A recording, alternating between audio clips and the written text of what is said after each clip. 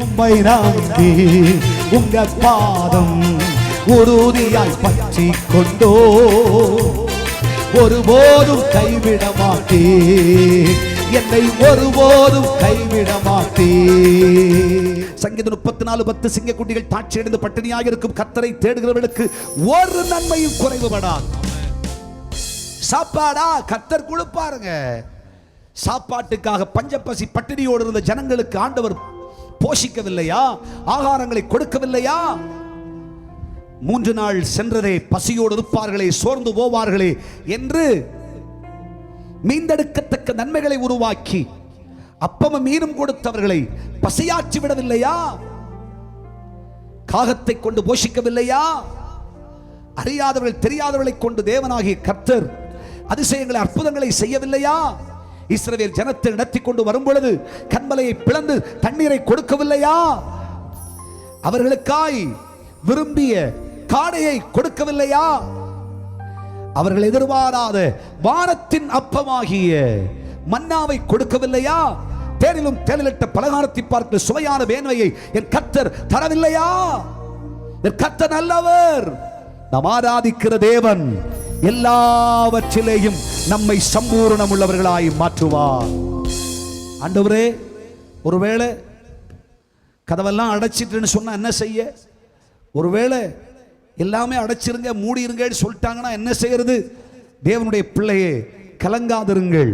நம்மை போஷிப்பிக்கிற கர்த்தருடைய ஆவியானவர், நம்மை நடத்துகிறவர், நம்முடைய வருமான மார்க்கங்களை அடைக்காதவர், ஆசீர்வாத வாய்க்கால்களை திறக்கிறவர். நாம் இயேசுவின் பிள்ளைகள்.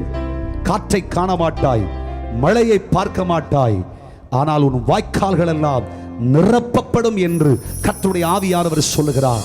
நம்பிக்கை இருந்தா ஆண்டவராகிய கிறிஸ்துவுக்குள் வாழ்வோம். ஏன் பதறுகிறீர்கள்? கலங்காதிருங்கள்.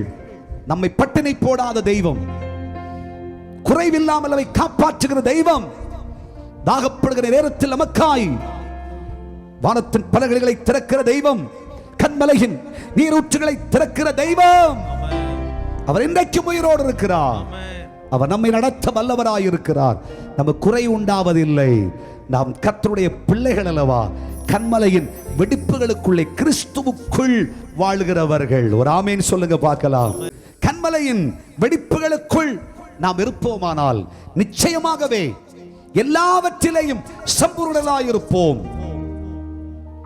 ஆவிக்குரிய உன்னதமான அனுபவங்களில் மட்டுமல்ல, இந்த பூமிக்குரிய நிலைகளிலும் கர்த்தர் நம்மையும் நம் குடும்பத்தையும் ஆசீர்வதிப்பார், மேன்மைப்படுத்துவார். தேவனுடைய பிள்ளைகளை பூமியிலே நன்மைகள் ஒரு பக்கம் பெருக பெருக அதை பார்க்கலாம் 1000 மடங்காய் ஆவிக்குரிய உன்னத நிலைமைகளிலும் கர்த்தருடைய ஆவியானவர் நம்மை சம்பூர்ணம் உள்ளவர்களாய் மாற்றுவார். விசுவாசத்தை விட்டு விடாதிருங்கள். நம்பிக்கையில் உறுதியாயிருங்கள்.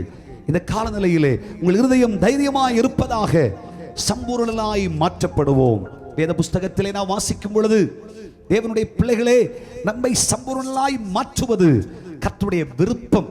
இஸ்ரவேல் ஜனங்களை குறித்து நான் வேத புஸ்தகத்திலே வாசிக்கும் பொழுது ஆதியாகமம் 46ஆம் அதிகாரம் 27ஆம் வசனத்திலே 70 பேராய் புறப்பட்டு போனவர்கள் வேதம் சொல்லுகிறது. காலங்கள் உருண்டு ஓடிற்று. இஸ்ரவேல் ஜனங்கள் வர வர வர விருத்தி அடைந்தார்கள், பெருகினார்கள், எண்ணிக்கை கடங்காதவர்களாய் மாறினார்கள், சம்பூரணர்கள். ஆமென் சொல்லுங்க பார்க்கலாம். உண்மையாகவே கர்த்தருடைய பிள்ளைகளாகிய நம்மை ஆண்டவர் தரித்திரவாசிகளாய் வைப்பதில்லை. நம்மை கையேந்தும் நிலையில் தெய்வம் நிறுத்துவதில்லை. சங்கடகரமான ஒரு நிலையில் தெய்வம் நம்மை விட்டு போவதில்லை. நிச்சயமாய் எல்லாவற்றிலேயும் நீ கலங்காதே, நான் உன்னோடு கூடவே இருக்கிறேன், நீ சம்பூர்ணனாய் இருப்பாய், உனக்கு ஒரு குறைவும் இல்லை என்று நடத்துகிறவர் நம்முடைய கர்த்தர். ஆகவே கர்த்தருடைய வசனத்தை கேட்கிற கர்த்தருடைய பிள்ளைகளே, கன்மலையாகிய கிறிஸ்துவுக்குள்ளே, கன்மலையின் வெடிப்புகளுக்குள் வாசமாயிருங்கள், விட்டு வெளியே போகாதீங்க. கரங்களை தட்டி உம்மை நம்பி உங்க பாதம் உறுதியாய் பற்றி கொண்டோ ஒருபோதும் கைவிட மாட்டே, என்னை ஒருபோதும் கைவிட மாட்டே.